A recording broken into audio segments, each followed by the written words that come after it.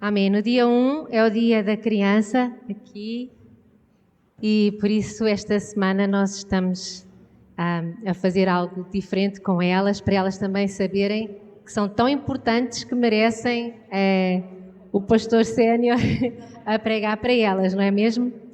E nós hoje vamos falar acerca de geração a geração, acerca da ordem de Deus para nós, em que uma geração fala à outra geração acerca dos poderosos feitos do Senhor.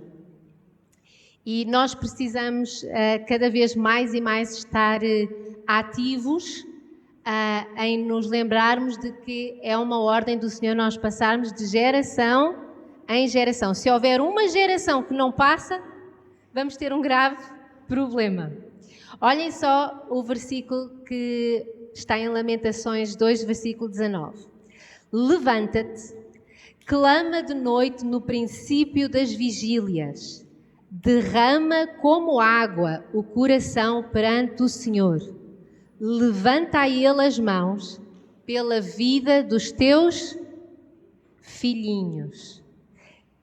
Se quiseres, levanta-te, se te apetecer. Não, ele está a dizer, levanta-te, clama de noite no princípio das vigílias. No princípio das vigílias nós podemos ver também a necessidade, como em bom português dizemos, que de pequenino é que se torce o pepino, é de pequenino, no início das vigílias. Para quê? Pela vida dos nossos filhinhos. A última coisa que eu desejo é colocar filhos na terra para passarem a eternidade no inferno. É a maior dor que eu acho que alguém pode ter, alguém que conhece o Senhor Jesus. Então, Jeremias estava a dizer assim, levanta-te, clama, chora, derrete o teu coração, né? Coloca-o diante do Senhor.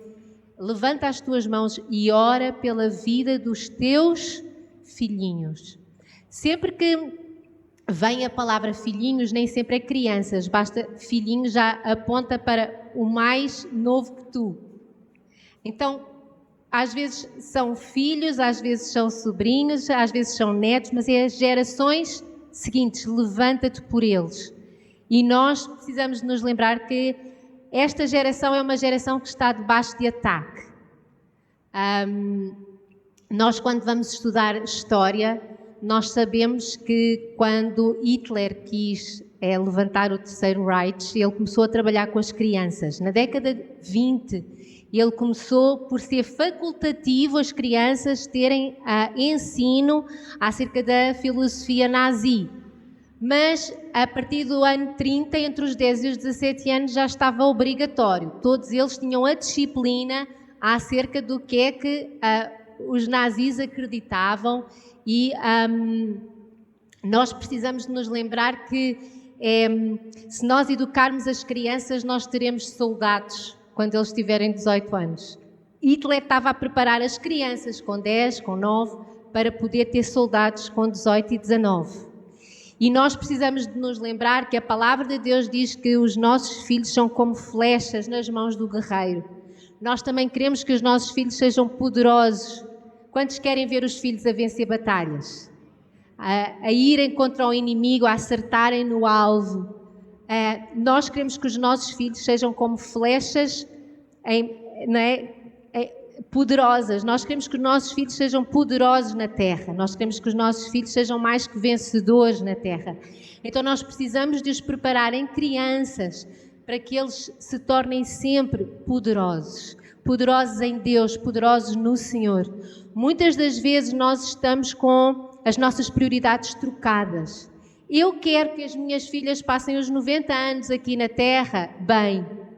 Mas a minha prioridade não é a carreira delas, não é o carro delas, não é o sonho delas, não é os netos que elas me poderão vir a dar. O meu alvo é que na eternidade elas passem comigo e com Deus. E eu sei que se esse for o meu projeto de vida em relação a elas, é prepará-las para a eternidade.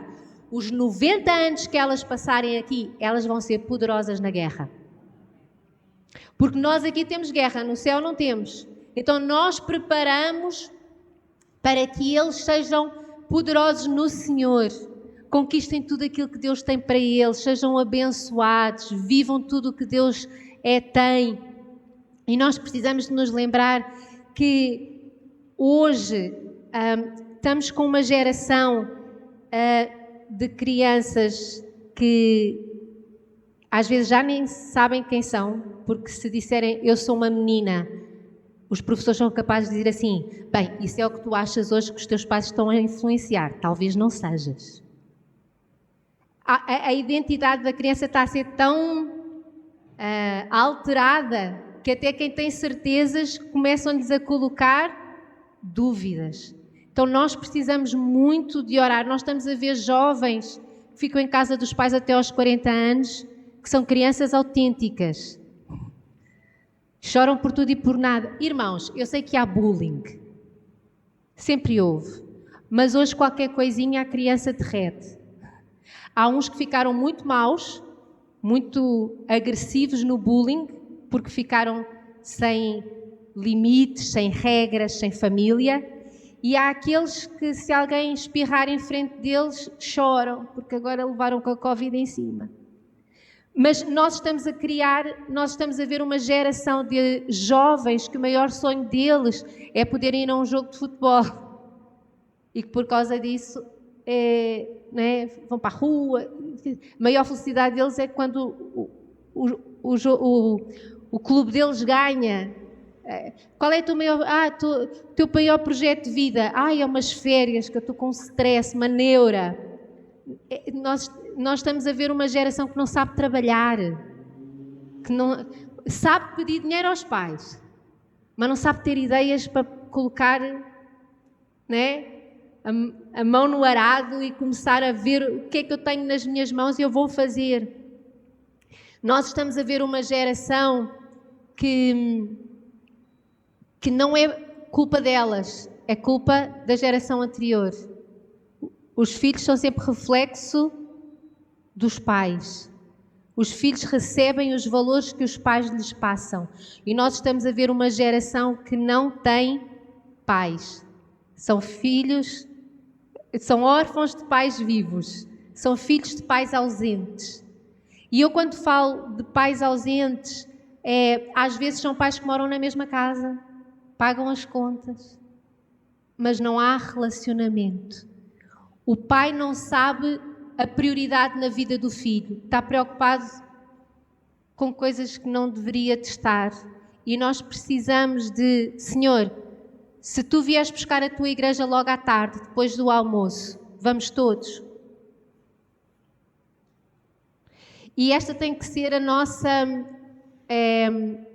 maior batalha na nossa vida, aquela luta que eu dizia assim, eu quero ganhar esta, eu quero que subamos todos.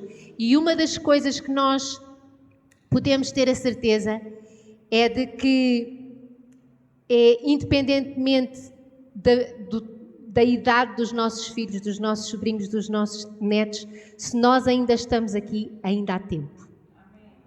Então não podemos desistir. Só que às vezes vamos ter que orar mais, jejuar mais, chorar mais, evangelizar mais. Mas nós queremos, como Moisés disse a Faraó, vão todos, vão os homens, vão as mulheres, vão as crianças, vai o gado, nem uma unha fica no Egito, vão todos. E nós precisamos de tomar esse bastão na nossa vida e dizer, vamos todos. Hoje, o facto até de se ensinar acerca da evolução, que é uma teoria, tá? Muitas das vezes está comprovado, não está comprovado, é teoria da evolução. Se é teoria, porque é impossível provar. Então, a teoria da evolução tira valor ao ser humano. Se eu acredito na criação, eu sou criada à imagem e semelhança do Senhor, eu sou um projeto de Deus, eu tenho um propósito na Terra. Quando eu passo a acreditar na teoria da evolução, eu sou o produto de uma série de acidentes que correu bem. Completamente diferente. Em relação à vida humana, se consideram-me vida desde o dia da concepção, eu tenho valor. Se até nascer a minha mãe tinha o poder de dizer o meu corpo, as minhas regras, durante muitos meses o meu valor foi 0. Porque se alguém me matasse, era considerada a liberdade de outra pessoa. Estas regras que às vezes nós ouvimos falar que são levantadas e que são... Isto na realidade tira valor à vida humana. E uma pessoa que não sabe o valor que tem, também não sabe o valor do próximo. E agora nós começamos a ter problemas, conflitos, porque todos nós nascemos com uma moral. Ninguém gosta de ser roubado. Mas até quem não gosta de ser roubado, rouba. Todos nós nascemos com uma moral. Às vezes quando perguntam assim a pessoas conhecidas, o que é que tu não gostas de uma pessoa? Eu detesto que me mintam. Quantos já mentiram? Todos. Nós nascemos com uma moral, só que ela é alterada consoante eu vivo por causa de Deus ou eu vivo-a consoante o que eu preciso no momento. A verdade há só uma. Sim? Mas nós agora temos Photoshop até para a verdade. Nós temos Photoshop para aquilo que colocamos no Facebook, temos filtros para o Instagram e agora temos Photoshop também para a verdade. Esta é a verdade, mas eu não gosto dela, então eu vou adaptá-la a mim. Eu vou fazer assim, eu vou fazer assado e não sei o quê. Agora desculpa, esta verdade é bonita. É esta que eu vou mandar para os meus amigos. E nós precisamos de ver que tudo isto desvaloriza o ser humano. Porque quando não há a verdade, então porquê é que eu estou aqui? Qual é a razão de viver? Por isso é que tanta gente entrou em depressão durante o Covid. Pessoas que até continuaram a receber o seu salário no fim do mês, entraram em depressão. Não teve nada a ver com o ai Jesus, que eu agora... Muitas das pessoas é porque aquilo para o que elas viviam, que era poder ir ao restaurante com os amigos, ir ao cinema, comprar umas coisinhas no shopping, fazer uns planos de viagem, na altura da Covid, chapéu. E até o que compravam por internet depois não podiam usar porque não tinham para onde ir com o vestido novo. E tudo isto, nós estamos a ver hoje, cada vez mais e mais, que precisamos de colocar as mãos nas rédeas e dizer, não, eu vou demonstrar com a minha vida aquilo que Deus é. Olhem só em Deuteronômio, diz o seguinte: ouve Israel, o Senhor, nosso Deus é o único Senhor. Amarás, pois, o Senhor teu Deus de todo o teu coração, de toda a tua alma, de toda a tua força. Estas palavras que hoje te ordeno estarão no teu coração. Aos pais, ele disse, me amarás com todo o teu coração, com toda a tua alma, com toda a tua força, e estas palavras que eu te ordeno estão no teu coração, pai, vô, tio. E agora ele diz, e então tu as inculcarás, isto é uma ordem, não é uma sugestão, a teus filhos, delas falarás assentado em tua casa, andando pelo caminho, ao deitar-te e ao levantar-te. Também as atarás como sinal na tua mão e te serão por frontal entre os olhos, e as escreverás nos umbrais da tua casa e nas tuas portas. Irmãos, vou ser muito sincera. Se eu obrigo os meus filhos a se levantarem para ir para a escola e deixo-os a dormir para não terem que ir para a igreja, eu estou a mostrar para eles o que é mais importante. Se eu fizer isto, eu estou-lhes a dizer, olha, é muito importante tu terminares o curso. Em relação à igreja, mais tarde, quando tu tiveres mais tempo, eu não me lembro, eu nunca faltei à igreja durante todos os meus anos de estudante para estudar. Nunca. Para dormir, então, eu acho que eu levava uma traulitada se eu dissesse ao meu pai: eu hoje estou cansada. Nunca. Sempre fiz parte do coro infantil, das peças de teatro infantil, os ensaios eram aos sábados. A partir dos 14 anos estava no louvor e de 15 em 15 dias estava a dar aulas na sala das crianças. E irmãos, eu nunca tive má nota por causa disso, mas sempre fiz ginástica, natação, fazia parte da associação de estudantes da escola. Cheguei a fazer reuniões na Cruz Vermelha só porque ainda tinha muito tempo. Tomava conta de um menino, ia buscá-lo depois da escola, ganhava uns tostões porque eu ia buscar e ficava comigo enquanto a mãe não pudesse vir.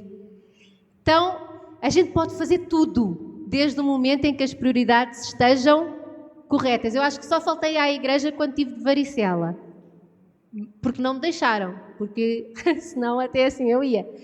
Mas as prioridades, porque a prioridade, eu vou ser muito sincero, não é os 90 anos aqui na Terra, a prioridade é onde é que eu passo a eternidade.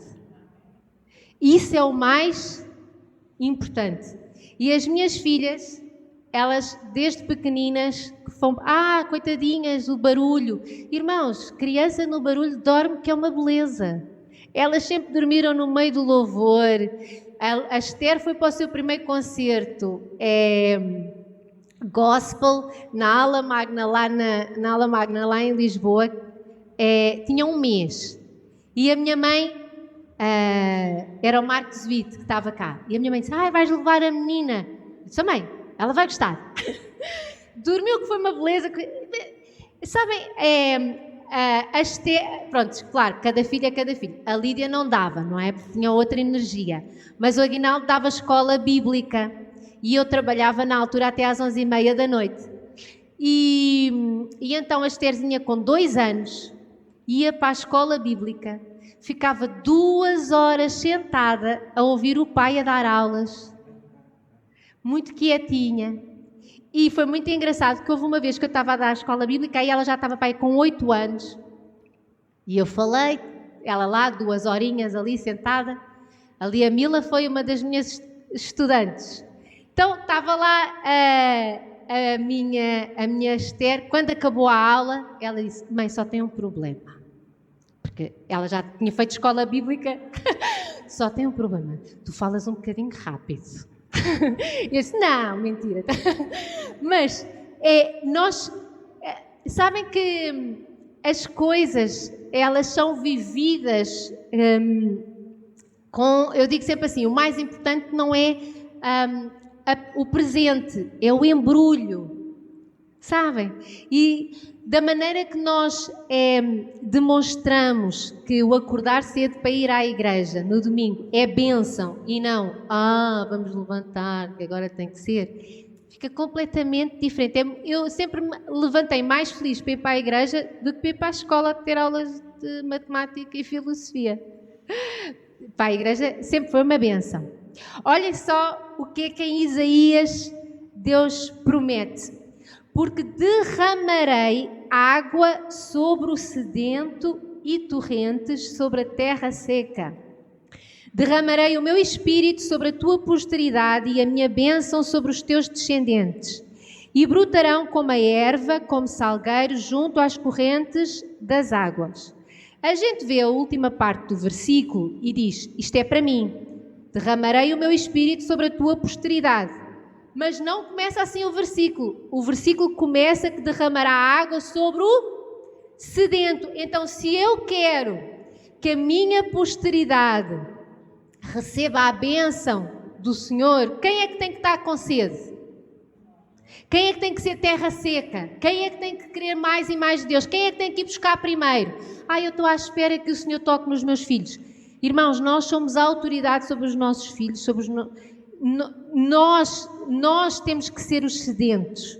Nós temos que ser a terra seca e dizer: Senhor, eu quero mais, para depois eles quererem. Os filhos eles precisam de olhar para nós e ver a alegria com que nós vivemos com Deus, a prioridade que Deus é para nós, para que eles depois também digam assim, é isto que eu quero. Deus não é mais um, Deus é o número 1. Primeiro está Deus, depois estão todas as outras coisas. E quando nós colocamos Deus em primeiro lugar, todas as outras coisas encaixam. Se vocês pensam que os meus domingos eram só passados na igreja, vocês estão super enganados. De manhã era igreja. Depois, no meu tempo era um bocadinho diferente. Era, às 10 da manhã nós tínhamos escola dominical, então vinham todas as pessoas para a igreja, dividiam-se por salinhas por idade, tem desde esse tempo, também lembras-te? Então, dividia-se por idades e havia a sala das crianças, a sala dos adolescentes, a sala dos adultos, não é? Tudo. Depois havia um intervalo de 15 minutos para tomarmos café e depois então havia o culto da Santa Ceia, era a Santa Ceia todos os domingos, em que se cantavam 3 hinos daquele, quem ainda é do tempo do Inário, vamos cantar o 429, era tão giro, então vamos cantar o 429 e 3 hinos, uma palavra e a Santa Ceia. Quando nós éramos mais pequeninas, porque nós nunca iríamos ficar tão quietas. É assim, primeiro eu tive que ficar na sala. Não havia, durante a Santa Ceia, aquela horinha, as crianças ficavam junto com os pais. E era um silêncio que a criança, há 40 anos atrás, quando os pais diziam agora ficas quieto, o que é que a criança fazia? Ficava quieto. Porquê é que hoje nós dizemos às crianças para ficarem quietas e elas não ficam? Culpa de quem? Dos pais. Porque a criança quando nasce hoje, ou quando nascia há 40 anos atrás, era exatamente igual. Todas berravam que era uma maravilha. Porquê é que elas hoje não ficam sentadas? Quem é que esqueceu de ensinar limites e regras? Então nós precisamos de... As minhas sempre... Eu olhava assim. Então quando é o Aguinaldo que olha, o olhar de pai faz milagres, né? A mãe tem que falar mais. O pai era só assim... né? Mas a tarde era, ou iam pessoas, a gente havia lá na igreja uma outra família que também eram 3 meninas, ou elas iam lá para casa para brincar connosco, ou o meu pai lembrava-se e dizia assim, hoje vamos fazer uma caminhada. Irmãos, nós chegámos a ir a pé de Sintra até Colares. Ou íamos a pé da nossa casa da Portela até ao Castelo dos Mouros. A pé, assim, na boa. O meu pai só dizia, vamos. Eu tinha uma irmã na altura com 4 anos, ela dizia, oh, pai, eu já não aguento, vamos. Depois o meu pai punha a Carolina nas cavalitas. Mas nós já éramos mais velhas, punhamos os bofos de fora e continuávamos. Então nós continuávamos a ter o tempo em família, fazer piqueniques. Lá ao pé da nossa casa, é Sintra, havia uma região que ainda tinha muitas framboesas. Era as cabras, a gente levava, era uma zona onde havia ainda muita cabra e muita framboesa. Então, amoras, pronto. E então comíamos, não é? E depois passávamos a tarde a apanhar amoras e depois a minha mãe fazia doce de amora. Então, assim, tínhamos tempo para tudo. A praia onde a gente ia era sempre a Praia das Maçãs, porque tinha uma aguinha que ficava ali ralo para as crianças.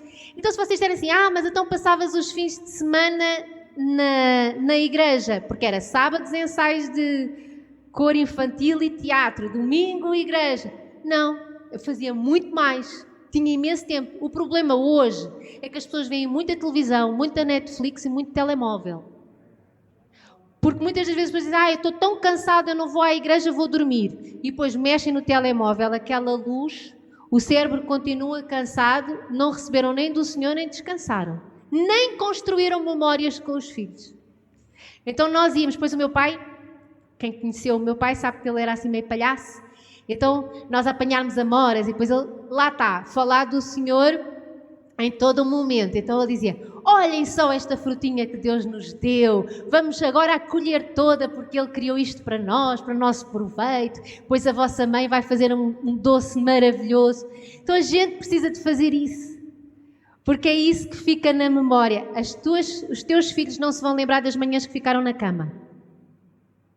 Quantos se lembram aqui, quando eram crianças, nas manhãs que ficaram a dormir? Fez falta? Nenhuma. Continuando, olhem só o que é que Paulo estava a dizer a Timóteo. Conjuro-te, pois, diante de Deus e do Senhor Jesus Cristo, que há de julgar os vivos e os mortos, na sua vinda e no seu reino, que pregues a palavra, instes a tempo e fora de tempo, redarguas, repreendas, exortes, com toda a longanimidade e doutrina. Ele está a dizer assim, conjuro-te diante do Deus que vai nos julgar. Todos nós vamos ser julgados diante de Deus. Ele vai perguntar o que é que nós fizemos com os nossos filhos. Ele vai perguntar-nos o que é que nós fizemos com a geração depois de nós. Porque é uma ordem de geração em geração. Ele vai perguntar. E ele agora diz assim, porque virá tempo em que não suportarão a sã doutrina, mas tendo comichão nos ouvidos, amontoarão para si doutores, conforme as suas próprias concupiscências, e desviarão os ouvidos da verdade, voltando às fábulas. O que é que Paulo estava aqui a dizer? Enquanto é tempo, dá tudo o que tu tens do Senhor. E ensina tudo, mostra tudo, fala tudo, vive tudo. Porque vai haver uma altura em que eles vão entrar na faculdade. E se eles não estiverem carregados da verdade, eles vão começar a ter muitas dúvidas. Quando ele diz assim, porque virá o tempo em que não suportarão a sã doutrina, nós sabemos a quantidade de gente que chega na faculdade e muda. Porque é muito assustador, tudo aquilo, todas as influências que começam a receber, não só dos professores, mas também dos colegas, das vivências. E Paulo estava a dizer assim, enquanto é tempo, dá-lhes tudo. Porque vai haver uma altura que eles precisam de estar firmes, senão eles não aguentam. E nós precisamos, de enquanto eles estão connosco, a gente dar tudo. Em tempo e fora de tempo. Dar tudo. Para que não se tornem doutores em fábulas, em mitos, em coisas que não levam a lado nenhum. Vou-vos dizer, todos nós, mesmo que aprendemos o Evangelho desde muito cedo, vai haver uma altura na nossa vida que a gente pensa assim, será que eu estou a viver a fé dos meus pais ou a minha fé? Isso é normal. Eu passei por isso também. Porque eu queria... quem me conhece sabe que eu sou uma pessoa cética de natureza, não é? Todos são culpados até provar a sua inocência. Então, houve uma altura também que eu disse, deixa lá ver se isto é assim ou não é. E fui ler muita coisa que me fizesse fortalecer na fé. Então, houve um livro que é alemão, que eu amei, que é A Bíblia Tem Razão. É de uma editora alemã, não é cristão. É só escrito por cientistas, biólogos, matemáticos. E todos eles, cada capítulo é uma coisa de um cientista, ou de um biólogo, ou de um historiador, uma coisa assim, que eles demonstram coisas que a ciência, ou que a arqueologia, ou que a botânica descobriu, que dá razão à Bíblia. Por exemplo, vou-vos contar um exemplo. Então, e a evolução, porque já está provado que as serpentes tinham patas e deixaram de ter. Quantos é que já ouviram esta história? Na Bíblia diz que a serpente tinha patas e porque foi através de uma serpente que Eva foi enganada, Deus diz, a partir de agora tu vais rastejar. Então a ciência não provou nada em relação à evolução. Ela só provou que a Bíblia tem razão. Então há coisas assim... por exemplo, há uma carta escrita, um manuscrito, num museu na Holanda, que foi escrito mais ou menos 1500 anos antes de Cristo. Um dia que vocês forem à Holanda, quando acabar aqui estas Covids todas e tivermos à vontade, vocês vão lá ao museu. E então é de um poeta egípcio que escreveu um poema acerca das 10 pragas. Portanto, como é que ele, como egípcio, viveu as 10 pragas e viu a família dele empobrecer durante as 10 pragas. Então, acerca deste manuscrito,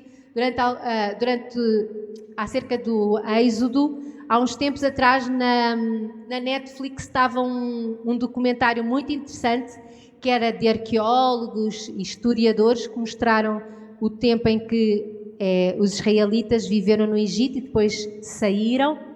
Chamava Exodus. Eu não sei se ainda lá está, talvez tenha, não sei, mas são aquelas coisas que nós começamos a ler, depois é quando a gente começa a estudar. Eu tive biologia, eu tive psicologia. Psicologia, há muita psicologia que está completamente maluca. Há outra que tu vais a ver e dizes assim, epá, mas Jesus já ensinava isto. Há uns anos atrás os psicólogos descobriram que precisamos de perdoar. Não é? Antigamente ninguém falava de perdão, mas há uns anos atrás houve uns psicólogos que disseram, faz bem à alma se a pessoa perdoar. Epá, isso já está escrito há muito, muito tempo na Bíblia. Depois, agora está na moda o tal da gratidão. Gratidão, uma pessoa grata. Gratidão. Irmãos, a Bíblia já diz em tudo dai graças há mais de 2000 anos atrás. E agora virou moda. Mas quando a gente vai ver, a Bíblia tem razão. E nós precisamos de...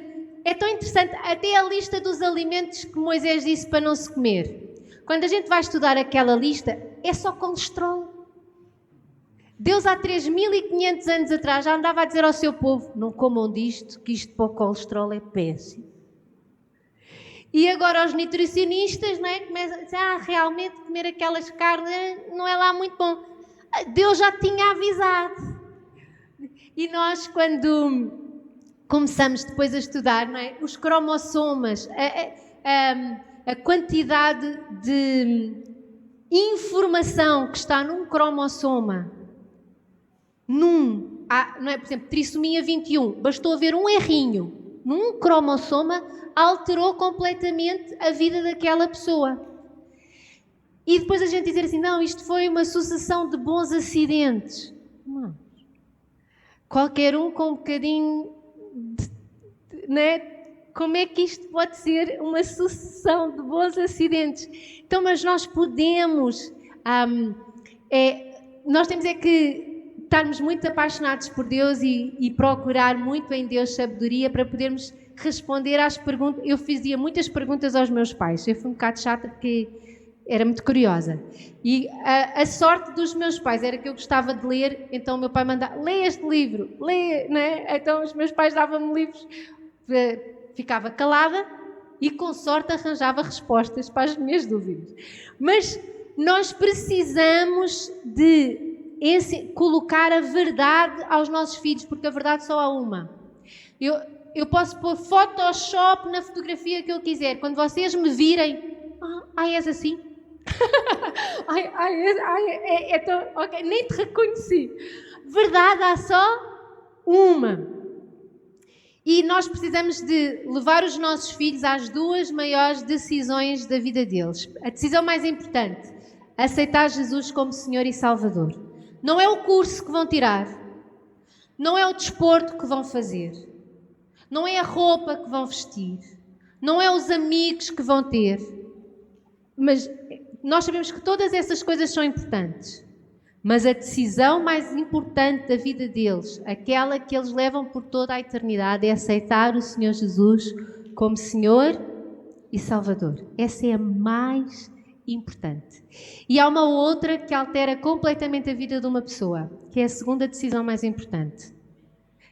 Se casar com quem casar. E nós precisamos de dar exemplo com a nossa vida para que os nossos filhos façam um bom casamento, porque um mau casamento pode tirar a pessoa do propósito de Deus. Pode tirar a pessoa da presença de Deus.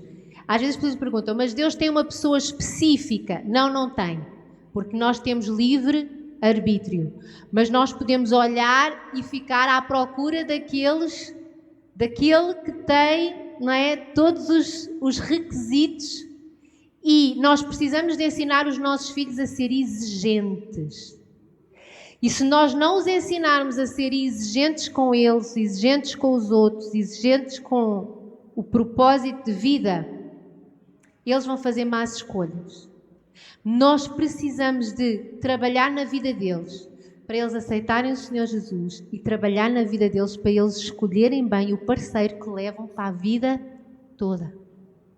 Quem é que vai ensinar? Porque se eles buscarem pelos amiguinhos, quando a gente tem 20 anos, a gente não quer um homem trabalhador, a gente quer um homem lindo. E depois temos um problema, o homem lindo fica feio, barrigudo. E a única coisa que safa é se ele é trabalhador ou não. É verdade ou não é? O rapazinho com 18, com 20, com 24 anos, ele não quer uma mulher que cozinha. Ele quer uma mulher linda. Que fique maquiada quando ela vai buscar. Só que depois ele esquece. Aquela mulher vai ter filhos, fica com estrias e celulite. E vai haver dias que ela não se vai maquiar. E ele acorda, apanha um susto. E ela apanha outro. Então se a assustar muito. Mas como é que a gente vai ensinar aos nossos filhos para não viverem pelas hormonas, mas viverem pelas prioridades, pelos valores? Quem é que tem que ensinar? Porque se eu esperar que seja a telenovela ou os filmes a ensinarem... Vou-vos contar uma coisa. Eu detesto uns filmes eu digo que são filmes de donas de casa, que é uns que dão no Fox Life, porque é sempre uma mulher muito decidida e um homem um bocado banana. Mas no filme, ele é muito tímido, muito não sei quê, e ela é que é assim toda não sei quê. E no filme, parece que é muito lindo porque ela depois casa-se com ele. Eu uma vez estava a falar não sei se era com a Lídia, eu dizia assim, isto na vida real nunca dá certo. Como é que uma mulher decidida daquelas, mas ele era muito simpáticozinho e não sei o quê, mas era assim... Ele escolhe... Eu não sei o que é que andam a ensinar às nossas crianças. Mas eu tive logo a dizer, olha filhas, estes bananas assim não dá. Tipo assim, isto é só nos filmes. Não é? Que aparece não é? Nada daquilo é verdade. Com quem é que eles vão aprender os valores e as prioridades para saberem escolher?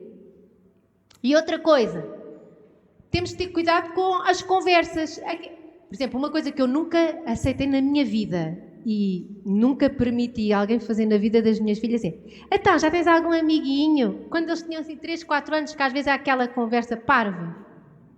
Eu sempre disse, não tem, nem vai ter. Não tem, mas eu faço aquela cara assim de fuzilamento. Mas isso eu fazia cara de fuzilamento quando era para mim também. Às vezes as pessoas vinham, então, já namoras, não sei o que, eu olhava para a pessoa. Com 16, 17, eu fazia assim, confiança. Tipo, corta, tipo assim, mas porquê? Porque uma prioridade com 16 ou 17 anos não é se tem alguém, é se eu estou a preparar a minha vida para vivê-la. Quando ela estiver preparada para quando eu estiver preparada para eu viver, então eu posso juntar alguém na minha vida. Mas eu não. Mas é mudar o chip. Eu não caso para ser feliz. Eu só sou feliz se quando casar já for feliz. Eu não me caso para sentir inteira. Eu tenho que me sentir inteira para poder casar. Porque é 1 mais 1 se tornarão 1. Se eu for com metade e casar com um inteiro, eu afogo-me no casamento. Eu deixo de ter voz. As coisas... Com quem é que eles vão aprender estas coisas, gente? Não é ver os filmes da Fox Life. Nem da telenovelas. Nem o Fox Crime, que é o marido que mata a mulher. A Fox Life é uns, o Fox Crime é outros, mas não dá.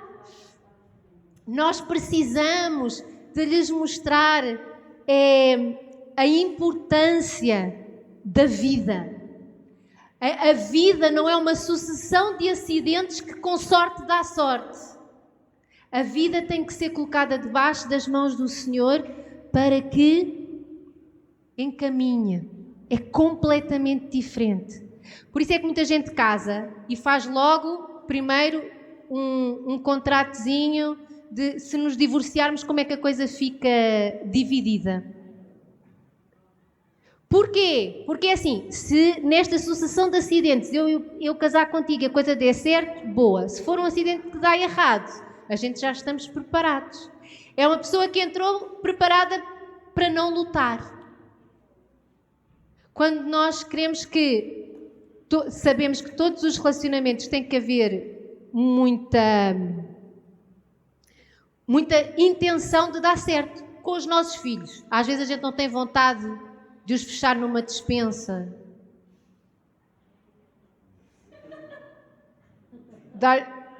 Já deu. Mas a gente, não é, faz das tripas coração e pensamos assim, não é só uma criança, está na idade dos 4 anos. Espera lá. Ok. Com o casamento a gente também tem que pensar assim, tipo assim, eu hoje atirava-te da varanda para baixo, mas não é? Tem que haver intenção. Não, mas espera lá, mas Deus está comigo. Mas para isso a gente tem que saber que casamos com alguém para a vida toda e que Deus está no negócio. Deus está no meio aqui a ajudar-me. Mas para isso nós temos que ensinar os nossos filhos a fazerem boas decisões. E a decisão mais importante é aceitar o Senhor Jesus. E a segunda decisão mais importante é se casarem com quem casar. Se casarem, casamento não é obrigatório. Também estamos numa geração que parece que é obrigatório casar, é obrigatório ter filhos, é obrigatório ter netos. Coitadas das pessoas, estão sempre, não é? Então, a pessoa casa-se, então agora quando têm filhos? Tem um filho, então agora quando é que vão ter o segundo? São opções, isso são opções, mas as decisões que nós fazemos, nós temos que ensinar os nossos filhos a tomarem boas decisões. Como é que nós vamos ajudá-los nestas decisões? Primeiro, ser exemplo. As pessoas que mais fumam são filhas de fumantes. Mesmo que os pais tenham morrido de cancro de pulmão e toda a vida lhe tenham dito, não fumes. Maior probabilidade de alguém fumar é filho de fumador.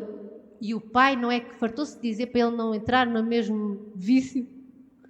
Então nós precisamos de ser exemplo. Em quê? Em tudo. Se eu quero que os meus filhos não gritem com os colegas, eu não posso buzinar no trânsito e depois digo para os meus filhos, não grites com os teus colegas, eles não têm Jesus. Então nós temos que ser exemplo. Se eu quero que os meus filhos aceitem a autoridade do professor na escola, eu não posso estar sempre a falar mal do meu patrão em casa.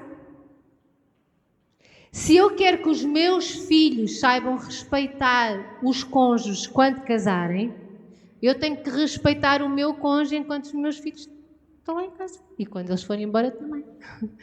Nós temos que ser exemplo em tudo.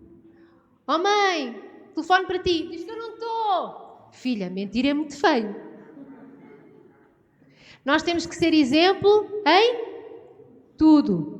Segunda coisa, precisamos de ensinar prioridades. Prioridade não é comprar um ténis Nike. Não é. Eles acham que sim, mas não é. Nós sempre ensinámos muito as nossas filhas a ofertarem, elas sempre ofertaram na igreja, mas é ofertarem para missões, ofertarem coisas para crianças mais carenciadas, porque era mais importante isso do que um ténis da Nike. É prioridades, elas têm que... Não é tão importante estar na moda. É muito mais importante estar bem com ela própria e saber estar bem com ela própria, mesmo não estando na moda. Se a pessoa estiver bem com ela própria, qualquer coisinha serve. Mas isto tem a ver connosco também. E nós precisamos de ir ensinando os nossos filhos as prioridades. Nós ajudamos-las a escolher os cursos que elas vão tirando e há cursos que a gente às vezes diz assim, filho, eu sei que tu gostas muito, mas já pensaste se tem saída? Não é que eu queira cortar-lhes as pernas, mas eu quero às vezes colocá-las a pensar. Porque se calhar aquele curso que elas estavam a pensar tirar antes não tem assim muita saída e elas precisam, se um dia querem viver independentes da mesada do papai e da mamã, precisam de arranjar trabalho, precisam de escolher coisas que tenham saída. Mas nenhum dos meus colegas, eu acho que todos já passaram por isso, quando achas, nenhum dos meus colegas vai para esse curso, eu depois vou sozinha. E eu digo, filha, mas os teus colegas depois não te vão pagar as contas. Então, escolhe agora o curso que realmente mesmo que nenhum colega vá contigo, tu vais fazer outros colegas, tu vais fazer outras amizades. E a gente vai ensinando prioridades. A prioridade é muito bom ser amigo, é muito bom ter amigos, mas no dia do Ai Jesus é com a família que podem contar. E nós precisamos de ensinar os nossos filhos que ter amigos é muito bom. Selecionar amigos, melhor ainda. Mas eles têm que manter um bom relacionamento com a família, porque é com eles que eles vão poder contar a vida toda. Terceira, mostra a tua fé. Olhem só estes 2 versículos que estão em Salmos. Em Deus faremos proezas, porque Ele mesmo esmaga os nossos adversários. Bendito seja o Senhor, rocha minha, que me adestra as mãos para a batalha e os dedos para a guerra.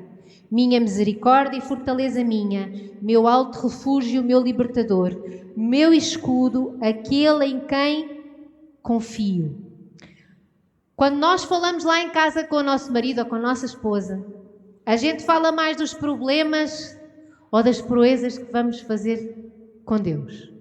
Os nossos filhos ouvem mais acerca de, meu Deus, estou acabada, a vida está difícil, tanta conta para pagar, tanto não sei o quê, ou eles ouvem acerca da nossa confiança em Deus e dizer, este dia é só mais um para eu vencer. Nós muitas das vezes colocamos fardos em cima dos nossos filhos, não porque falamos diretamente com eles, mas porque eles ouviram-nos falar dos problemas. E depois eles pensam assim, então, mas se os meus pais são de Deus, só têm problemas, então não vale a pena. Então nós precisamos mostrar a fé. Não é que eles não possam às vezes ser chamados para orar connosco, mas nós temos que olhar para eles e saber qual o fardo que eles têm capacidade emocional e de fé para levarem na boa. Porque quem leva o fardo, primeiro é o homem, tá? Vou já dizer, o homem é que leva o peso pesado, nós somos ladies, ainda gosto, não é? Não me importa nada. O Aguinaldo, quando a gente vai ao supermercado, quando vamos os dois, é sempre ele que tira os sacos do carro, é ele que põe os sacos do supermercado no carro, porque há coisas que nós temos que deixar o homem sem mais. Se eu estiver sozinha, eu carrego. Se for preciso, a gente carrega. Mas se não, deixa-o trabalhar, que eles têm mais músculos que nós. Amém, meninas? Então, deixem o Aguinaldo, o Aguinaldo abre a porta para eu entrar. Eu deixo. Não sou daquelas que dizem assim, não, eu abro, eu sei abrir a minha porta. Deixa-o abrir a porta. Deixa. Não é que ela abra sempre, mas quando abre, ainda dás aquele sorrisinho tipo, gostei. Então, nós... É verdade, e da mesma maneira, sabiam que há coisas que se o marido falar à mulher, ele depois dorme e ela fica preocupada a noite toda? É, não é?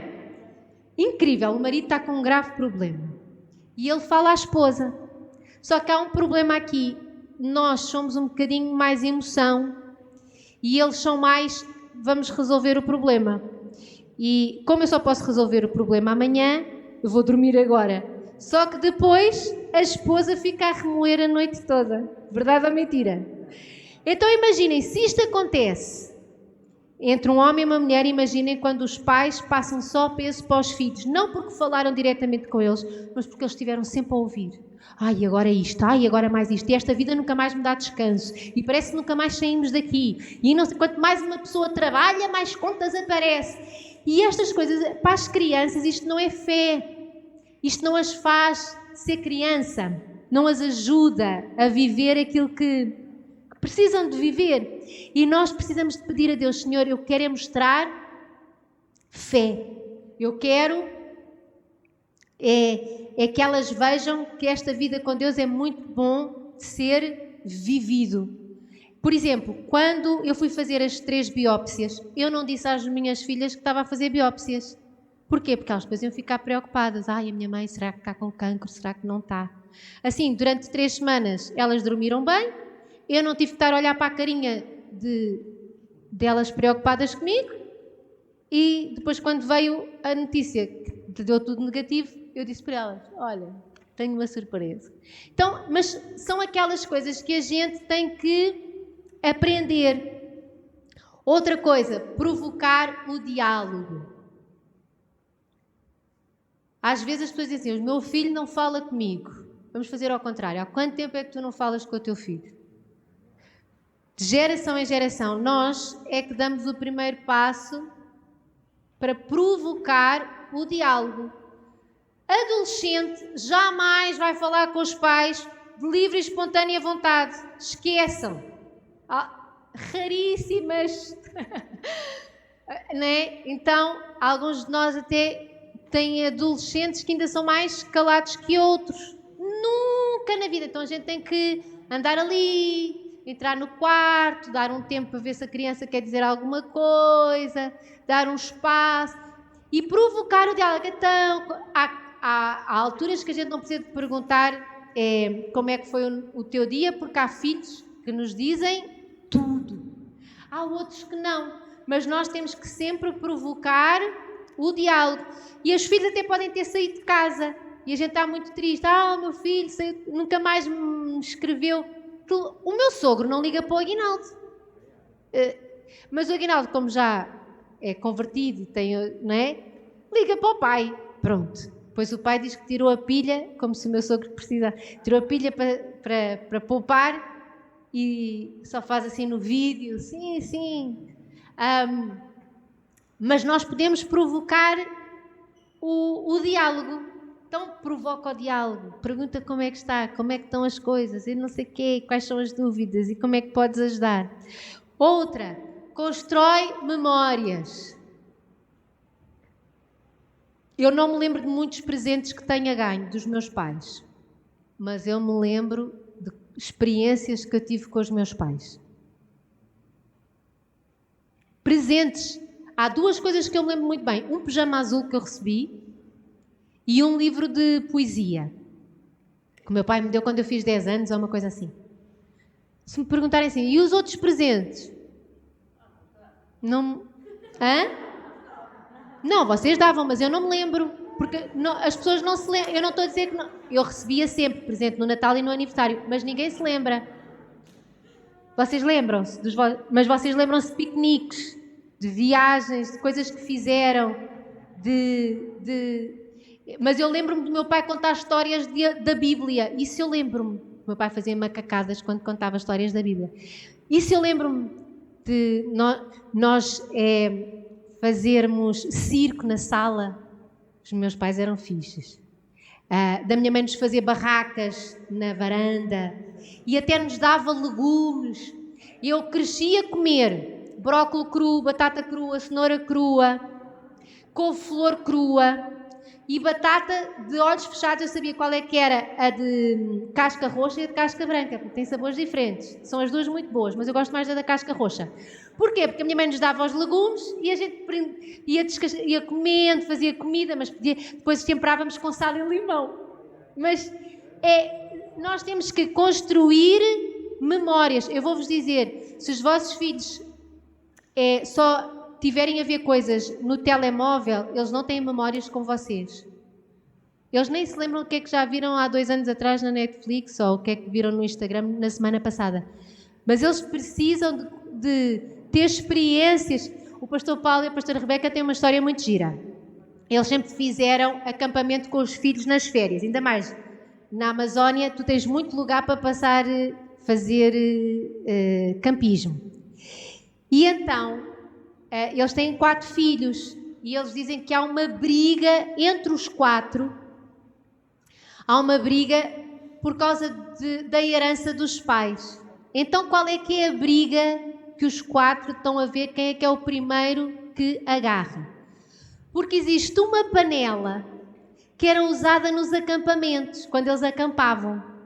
E essa panela, como vocês devem calcular, está muito velhinha, já não é... Pronto, foi muito usada. Mas todos eles querem a tal da panela, porque aquela panela traz muitas memórias. E eu vou-vos dizer que a maior luta dos teus filhos seja esta, de eu quero guardar algo que tenha memória. Porque é isso que fica. Vou-vos dizer o que é que eu tenho lá do meu pai, que ainda hoje eu uso. É uma calça do pijama. Eu uso aquela calça até hoje. Então, porque já não tenho o cheiro dele, mas faz de conta que sim. E então uso-a.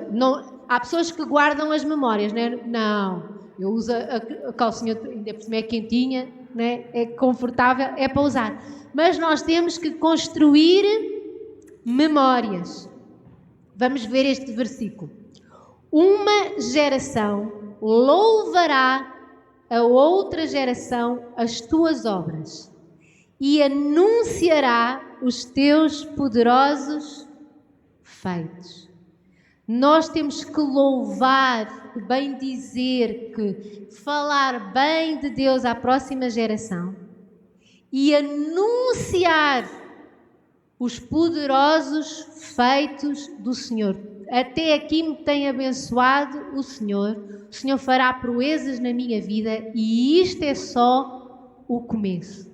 E tu podes pensar assim, mas eu agora já não estou tão próxima dos meus filhos.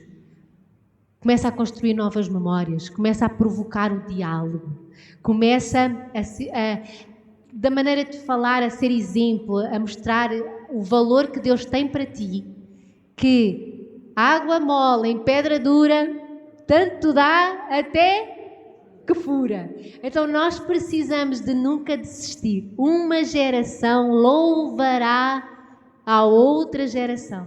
Uma geração anunciará a outra geração.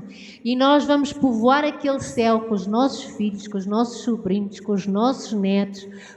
E nesta geração nós vamos ver um grande avivamento. Amém? Vamos nos colocar de pé.